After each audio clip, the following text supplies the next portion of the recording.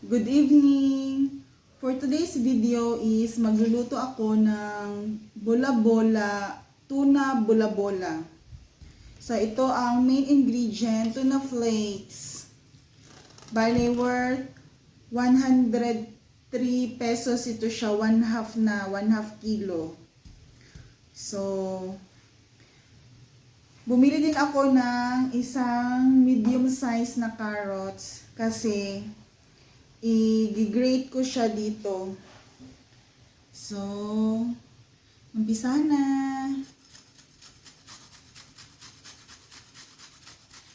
Then, mas masarap din ito siya na may kasamang sibuyas dahon. Kaya lang, di kasi ako nakabili. Tsaka namatay na kasi yung tinanim ko na sibuyas dahon doon sa paso namin sa labas. So,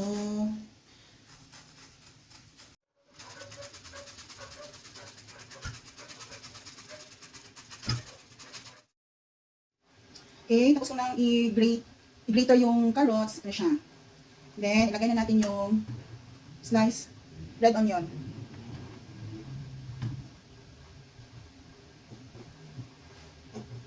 Then, hindi na ako magagamit ng fresh na garlic. Ito ng fried garlic.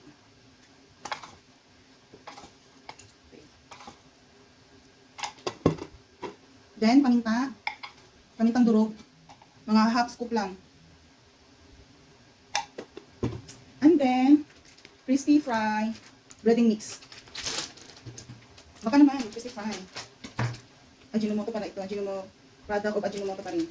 So, isang ganito. May ano na din kasi itong breadings. May lasa na. Pero magdadagdag ako ng cornstarch at saka all-purpose flour para makover ang buong ang lahat ng tuna flakes. And then, ito na.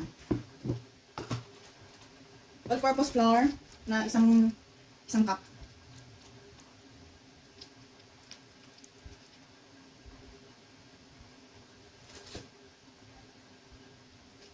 And then, half cup ng cornstarch para, ano siya, pag i-bola-bola siya, may hindi siya para buo ang kanyang, para buo na bola-bola siya.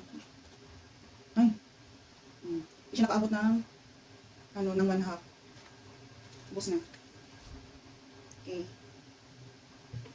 Tapos, hindi ako naglalagay ng itlog. Tubig lang. Tsaka, asin, isang kutsarita lang.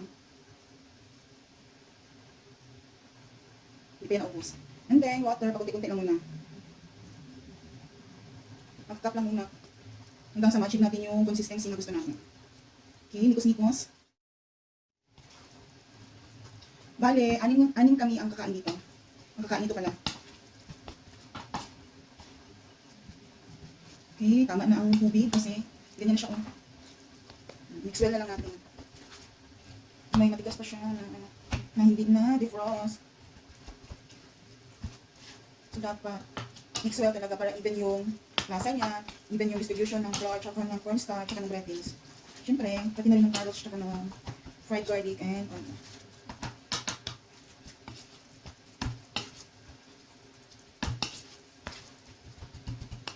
yan talagang matigas. Yan.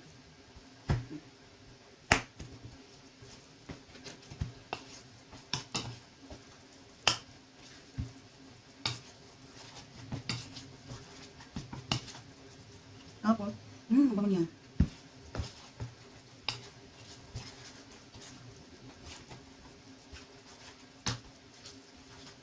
Okay.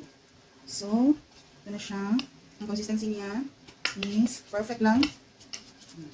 So, ngayon, papainit na ako ng kawali. Tsaka, mantika. Okay, mainit na po ang ating mantika.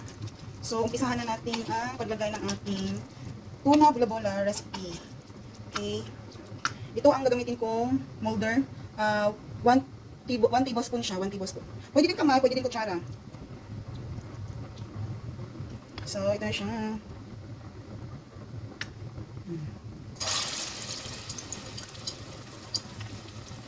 Hindi nga pala kawali ang ginamit ko para sa deep fry kasi nga mas magastos yun sa mantika. So, mas maganda na ganito, kaserola.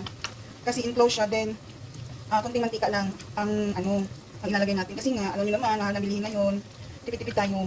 Kaya ng mga low cost, ano lang iluluto natin, mga low cost na mga ulam. Siyempre, aside sa nagtitipid tayo, marami din tayong pinagagastos na ng mga utilities, tuition pa ng mga anak. Siyempre, pagkain sa araw-araw, basic needs. So kaya, hanggang 150 pesos ang budget natin sa dinner. Medium lang yung fire para hindi naman siya masunog agad. Kasi pag bola-bola kasi dapat hindi malakas ang apoy para yung sa loob is lutong-luto siya. Yan lang.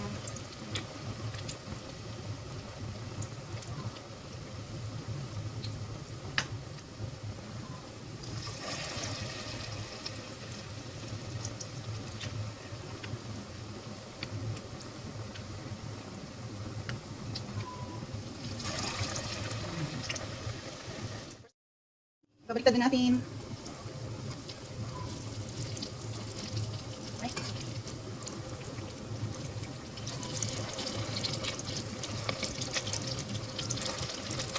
Skincare. Ang skincare.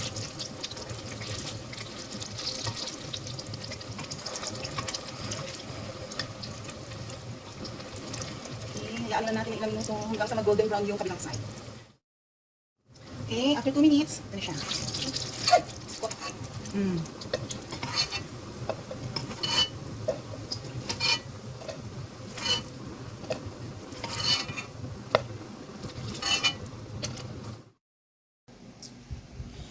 Ito na ang ating first batch. And then, tikiman time.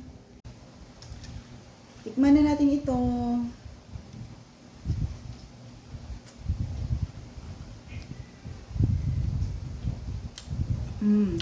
Ng loob. Diba? Pwede pa pakin.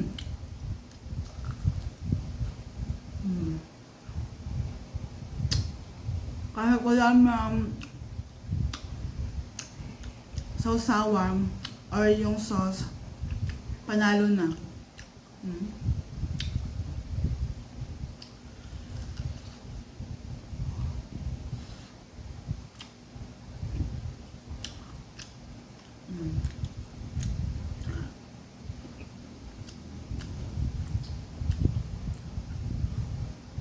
Luto talaga yung sa loob.